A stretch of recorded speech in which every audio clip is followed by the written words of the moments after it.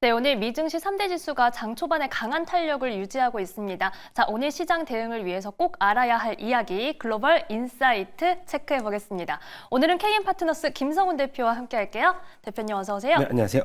네, 오늘도 잘 부탁드립니다. 자, 오늘 이야기 나눌 주제 바로 확인해 볼게요. 글로벌 싸움장은 누구일까라는 자막과 함께 시진핑 대 트럼프, 지금 미국과 중국이 이 강수의 맞불이 좀 이어지는 모양새인데 대표님 우선 결론부터 여쭤볼게요. 어떻게 되실 것 같습니까? 일단 네. 물리적 힘은 트럼프가 세죠. 과거에도 WWE 선수로서도 이제 프로레슬링 선수로서도 그래요? 활약을 했는데 네. 알고 계신 분은 알고 계실 거예요. 근데 경제적 이제 이런 흐름의 주도권은 지금 시진핑 주석이 갖고 있다고 보시면 될 것 같아요. 최근 들어서 우리가 체크해야 될 점은 뭐 미국의 국채 금리인데 최근에 낙폭이 어느 정도 하락을 했다가 반등 국면에 돌입하는 모습입니다. 지금 10년물 국채 금리가 한 4.17%.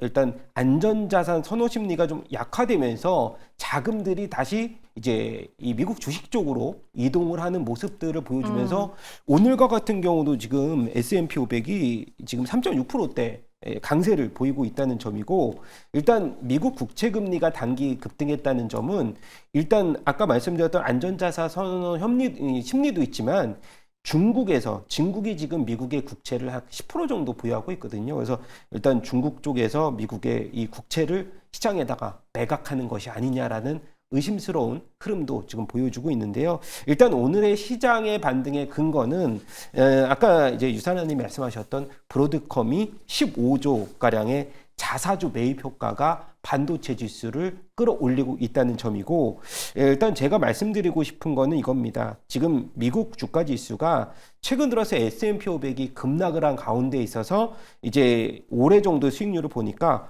고점에서 20% 하락을 한다면은 사실 기술적 하락에 의한 약세장에 돌입했다고 볼 수가 있는데 18%대에서 이제 어제 같은 경우 일부분 반등에 성공을 했고 오늘도 상승했다는 점은 우리가 예상했던 이 기술적 급락장은 일부 조금 뭐 흐름이 조금은 그래도 완화되는 모습 보이는 것이 아니냐라고 저는 그래도 좀 일단 긍정적으로 해석을 해야 될 것 같고요. 일단 골드만삭스에서는 미국에서 지난달 경기 지체 확률을 35%로 높였다가 네. 최근에는 다시 한번 40%대까지 추가적으로 높이는 45%대까지 상향하는 모습을 보여주고 있다는 점이고요. 일단 가장 큰 문제는 중국이라고 말씀을 드리고 싶은데, 중국에서는 이제 이 관영 매체를 우리가 빌려보면은 대중국 관세가 50% 추가 관세 경고에 맞서서 중국 같은 경우도 지금 6개의 대응 조치 리스트를 공개를 했는데,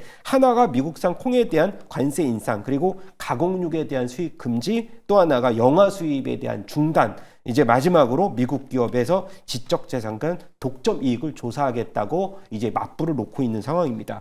일단 A 주식의 이제 중국 주식과 같은 경우도 최근에 많이 하락을 했는데 A 주식의 이 주가 가치가 역사적 하단 구간에 놓여 있다고 하면서 미국에서는 이제 중국의 국부펀드죠. 이제 이 후이진이라고 하는 국부펀드 투자회사가 주식시장 개입에 대해서 굳게 지지하는 모습을 보이면서 자금에 대해서 네. 이 ETF를 중심으로 해서 약 16조 원을 투자하겠다는 소식도 시장에는 긍정적으로 작용하고 있고요.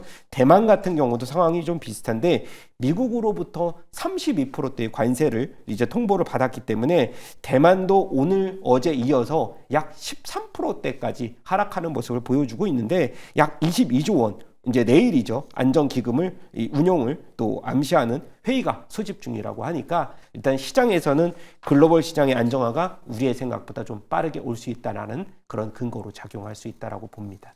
네, 어찌 보면 확실히 아시아 증시 쪽에서는 좀 정부 차원에서의 대응이 좀 바로바로 나오는 그렇죠. 것 같습니다. 여기에 저희가 지금 또 유럽에 대해서도 좀 살펴봐야 될 것 같은데요.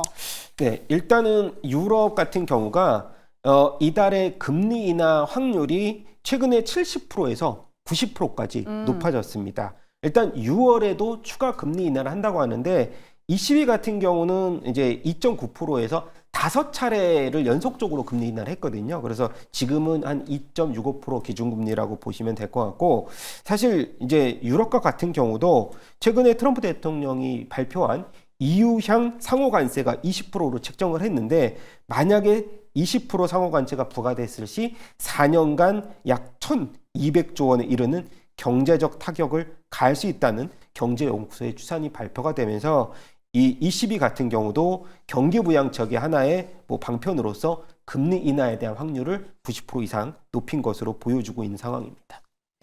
네, 저희 중국으로 좀 다시 와볼게요. 제가 놓쳤어서 중국도 저희가 미국에 관련해서도 항상 마가 이야기가 많이 나왔지만 네. 중국도 역시나 그만큼이나 좀 국가 위상을 높이기 위한 그리고 좀 통화 전쟁이라는 말도 요즘에 나올 정도로 맞습니다. 치열한 것 같습니다. 최근 들어서 보면은 위안화 절하에 대해서 네. 포커스가 굉장히 많이 맞춰져 있고 7위안에서 지금 7.2위안까지 이제 달러 대비해서 높아지고 있는 네. 상황인데 결론은 그겁니다. 수출에 대한 경쟁력을 누가 가지고 있느냐. 일단 중국을 다시 위대하게 원래 이게 많이 들어보셨을 텐데 원래는 마가에서 비롯된 최근에 용어가 새로 생겼는데 메이크 차이나 그레이터 어게인이라고 미국에서 중국으로 패권이 조금 넘어가는 모습을 보여주고 있는데 트럼프의 관세 정책과 이 보호무역주의가요. 지금은 중국에게는 오히려 엄청난 기회가 창출될 것이라는 이제 경제제 보고가 계속 마련이 되고 있는 상황이고요. 미국은 최근에 이제 정책들이 중국을 계속해서 사면초가로 몰고 있지만은 일단 동아시아 영내로 본다면은 중국의 입지가 이런 흐름을 계기로 해서 드라마틱하게 향상되고 있고 그리고 또 이것이 기회 요인으로 작용하고 있는데 시진핑 주석이 과거에는 이제 자국 애착이 너무 강하다 보니까 편집증적 민족주의, 이 디스토피아라고 많이 불려 들어왔는데 이 모든 것들이 지금은 중국에 오히려 강점으로 작용하고 있고 최근에 글로벌 은행들이 위안화 결제 비중이 많이 상승을 하고 있다는 점 그리고 이제 이 DJI라고 하는 드론 기술 그리고 우리가 많이 들어본 이제 딥시크 기술의 자립도가 크게 상승을 했는데요. 과거에는 중국 하면 우리가 공동부유라고 많이 알고 계실 텐데 이제는 이 반성의 목소리가 나오면서 선부라는 얘기가 다시 나옵니다. 선선장 후분배. 그래서 최근에 테크 중심의 항저우시가 이제 10년간 100만 장자를 가장 많이 이제 이 늘어난 부자의 이 도시의 1위를 기록을 했기 때문인데요. 네. 항저우 같은 경우는 AI 로봇 관련 육성 도시 지원에 우리가 미국의 중국에서는 항저우시를 중심으로 테크 기업의 육성이 계속 전면적으로 이루어지고 있다는 점을 우리가 주목해 볼 만하고요.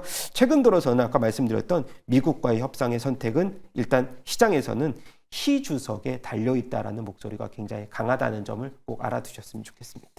네, 여기에 이제는 미국 좀 살펴볼 텐데 저희가 관세 이슈로 완전 뒤덮이기 전에는 그래도 계속해서 AI 성장에 대한 기대 그리고 여기에는 에너지와 관련해서도 주목을 했었는데 여기로 좀 핀 조명이 다시 돌아올 수 있을지 궁금하거든요. 네, 지금 이제 저희가 그 챗GPT 요즘에 우리나라에서도 글로벌리 굉장히 많은 인기 지브리 스타일로 바꿔줘라는 일러스트, 얘기가 네. 신조어로 많이들 얘기를 하지만 챗GPT 이용자 수가 이 지브리를 계기로 해서 작년 기준으로 3억 5천만에서 올해 3월 기준으로 봤더니 5억 명까지 챗GPT 이용자 수가 늘어나고 있다는 점 거기에 오픈 AI의 네. 1분기 실적을 보니까 이제 전년 분기 대비해서 30%나 AI 수익이 증가가 되고 있습니다. 그렇다면 AI 수익의 에너지원으로 지금 원천으로 나오고 있는 게 다시 한번 트럼프 2기 때 원전에 대한 또 이 에너지원, 이 르네상스에 대한 네. 이 시대가 개막이 될 것이라고 했지만은 최근 들어서 조금 주가가 약화된 모습을 보였습니다. 근데 어제 같은 경우에 이제 이 뉴스케일 파워를 중심으로 해서 주가가 급등세를 보였고 오늘과 같은 경우도 시초가를 보니까 굉장히 강세를 보이고 있다는 점을 저희가 주목해야 되고요. 일단 관세로 인해서 화석 연료에 대한 수입이 조금 제한될 경우 원전에 대한 의존도가 굉장히 높아지고 있다는 점은 굉장히 큰 호재로 작용이 될 것이고요. 일단 트럼프 행정부에 대해서는 네. 지금 에너지 관련 규제를 굉장히 강력하게 완화를 하면서 거기에 따라서 원자력의 발전을 적극적으로 지원하고 있고 사실 AI 기술 하면은 우리가 이런 거를 특징적으로 말씀드려야 되는데 데이터 센터는 24시간 안정적인 전력 공급을 필요로 합니다. 그렇기 때문에 지금은 태양광이나 풍력 같은 경우는 기후에 굉장히 취약하기 때문에 오히려 이 원자력 같은 경우는 대규모 에너지원을 또 안정적으로 공급할 수 있는 능력을 갖추고 있고 거기에다가 탄소 배출도 거의 이제 제로라고 하는 환경적인 측면도 굉장히 장점으로 작용을 할 수가 있을 것 같고요. 그리고 뭐 오픈 AI 그리고 아마존, 구글 역시도 일단 원자력 에너지에 대한 투자를 최근 들어서 확대를 하고 있는데 오픈 AI의 샘 올트먼 같은 경우는 오클로에 대한 투자를 또 진행을 했고 거기에 구글 역시도 네. 지금 이 SMR 기업이죠. 카이로스 파워와 계약을 체결하면서 500만 기가와트 전력을 공급을 받기로 했고요. 일단 마지막으로 저희가 시사점을 간략하게 말씀을 드려야 될 것 같은데요. 일단 이제 올해부터 2050년까지 약 300기가와트 3배 수준으로 원전에 대한 에너지원을 늘려간다는 정책을 우리가 주목해야 될 것으로 보입니다. 네, 해당 전망 속에 오늘 뉴스케일 파워가 6% 넘게 오르고 있습니다. 자, KM 파트너스 김성훈 대표와 함께했습니다. 고맙습니다.